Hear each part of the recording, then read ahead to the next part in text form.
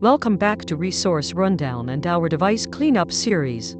Today we are opening one Windows screen that answers a common question: why is my computer slow and full? Open Settings, choose Apps, then Installed Apps. Every program on your machine appears here, with its publisher, install date, and the space it takes. Scroll slowly and read the names.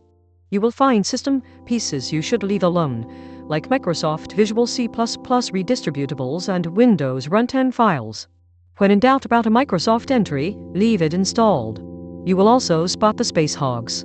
Browsers like Firefox can pass 500 megabytes, and security suites like Norton often approach a gigabyte. Watch the install dates too.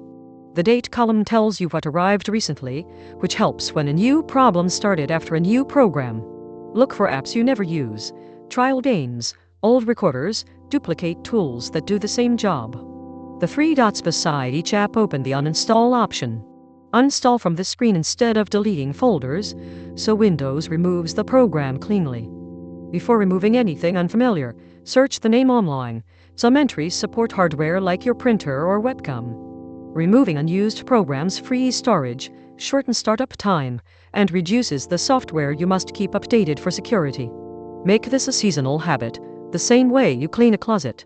15 minutes here can buy back gigabytes of space. If you want the next video in the cleanup series to cover startup programs, say so in the comments.